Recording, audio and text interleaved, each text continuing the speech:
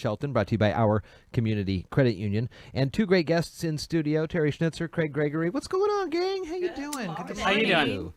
Teri, I know you're here because we're getting close to budget time. Yes. And we're getting ready to, the city's getting ready to start looking at that. So let's talk about that, and then we'll bring Craig on for some public works conversation. Sure. So we just took an ordinance to the city council this last Tuesday to begin to adopt or to accept the revised budget for 2018. Okay. And so we expect that to be adopted on the September 4th council meeting. Okay. So, but in the meantime, we've met with department heads for the 2019 kickoff budget, and so we're beginning that process. So, and then we have a council budget retreat scheduled for Friday, August 31st. So, beginning that. Are there budget. some preliminary numbers that you're telling the department heads? You were at this last year. You may be above that or below that, depending on things, or is that kind of what the council has to determine? Yes, we expect to get direction from council from this budget retreat, but we're pretty much asking the departments to stay status quo for the 2018 because we did do the revised budget. And we're into August now, so we have pretty good numbers. So we won't have that cushion going into 2019. So we're just Trying to staying stay status quo. Stay steady. Don't do anything you don't need. I know that when the council kind of came on board, as all seven came together, there were conversations about some of the budget numbers and things like that. How do you get a sense that the council's understanding what has gotten us to where we're at today, and some ideas on how they can move forward? Well, there was at the time the commission did adopt a deficit budget in 2018. So with all the open positions throughout this year has helped a lot to get us through. Sure. So for the deficit. So I think the council is going to maybe say status quo on positions, so that will help us get through, because salaries are a major part of the budget. It's a huge part of the budget. Yes. And there's Salaries and benefits, yes. That's right. And this council has been very engaged and really worked through the budget and have had a lot of input into this and good engagement working through this and setting priorities and moving forward. So this council has been great working through the budget so far. Right. Very varied background on the council members, the new seven. They've come from all different backgrounds and walks of life. Has that been interesting to see and hear their conversations on their kind of eyes, their lens, and how they come at it with their different backgrounds when they look at these things? It's certainly been a different process for us with that, but it is good to have a lot of diversity on there, and certainly setting priorities and moving forward with that budget.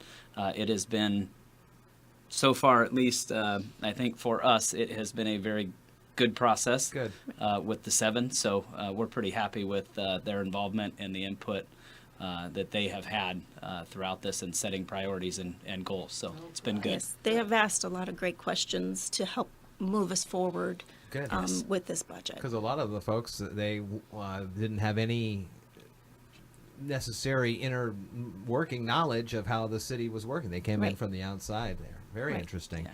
Craig, talk about some of the work that's been going on. It continues on, and we're looking ahead already. We are looking ahead. So getting done with, or at least continuing on with the projects that we have out there now. Turner Street is fully complete. All right. So finished up that project and under budget. Good. And on time, so that was good. We'll be bringing that forward in the next couple of weeks for final acceptance by the council.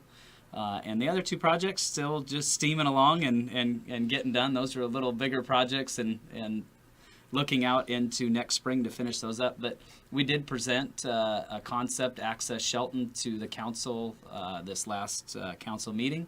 Looking forward over the next 5 years, we're going to have some more discussions with the council of what they look at for projects and what they want to see, but we at least want to start planning for those. We've been very reactive in the last few years on trying to get things pushed out the door and designed, and that's not exactly the way you want to approach those projects. So we've done a very good job in very short time frames over the last couple of years, but we want to start planning moving forward. So we did bring forward 4 additional projects all the way out through Access Shelton, included phase 1 and 2, which were the downtown connector and Turner.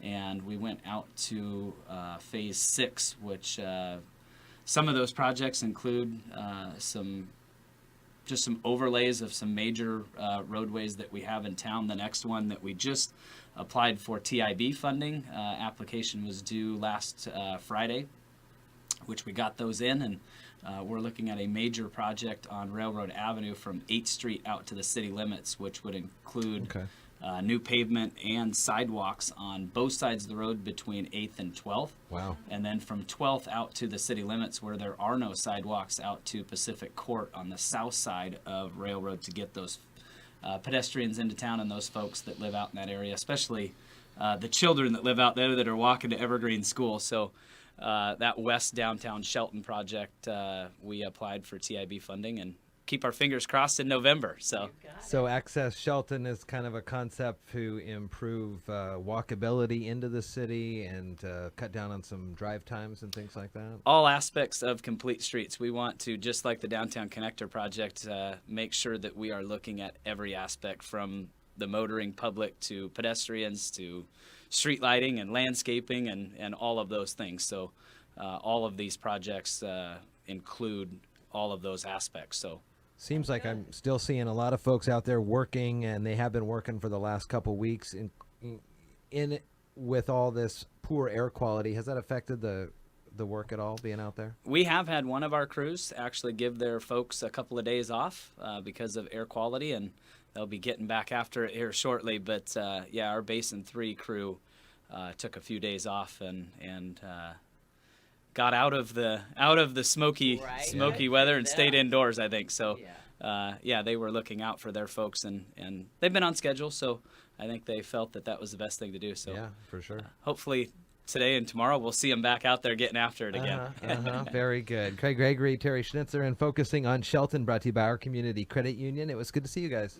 Thanks for having us in. Have a good rest of your day.